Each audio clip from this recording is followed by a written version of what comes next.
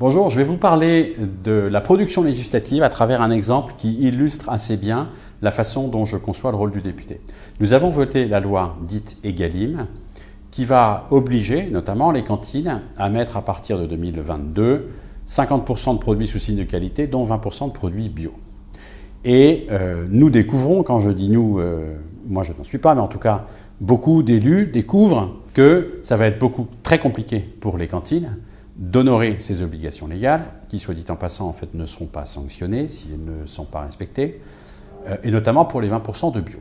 Et donc là, il y a l'opportunité de voter un amendement au projet de loi de finances que nous allons adopter d'ici fin décembre, qui, cet amendement prévoirait en fait une subvention, un bonus de 330 millions d'euros pour aider les cantines à en fait atteindre cet objectif de 20% de bio. Je n'ai pas signé cet amendement, même si je comprends la motivation de celles et ceux de mes collègues qui vont l'adopter, qui vont le signer. Je ne l'ai pas signé et je vous explique pourquoi.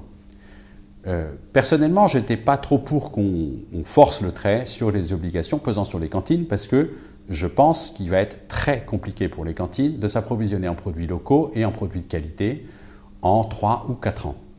Et plutôt que de créer une ligne budgétaire supplémentaire, alors que c'est compliqué avec Bercy, si on fait ça, il faudra créer une instance qui va piloter cette ligne budgétaire.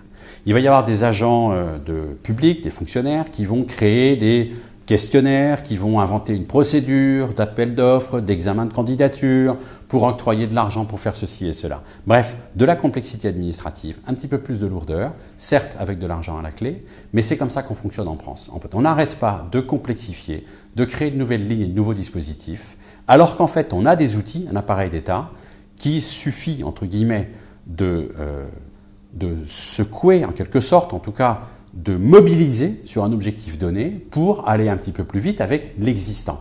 En l'occurrence, j'ai organisé à Rungis la journée du 19 octobre dernier une rencontre entre les acheteurs et les producteurs pour accélérer le mouvement en Île-de-France d'une relocalisation des produits agricoles et en particulier évidemment du bio, mais en tout cas une relocalisation de produits locaux parce qu'il ne se fait pratiquement que des céréales sur les 540 000 hectares de l'Île-de-France.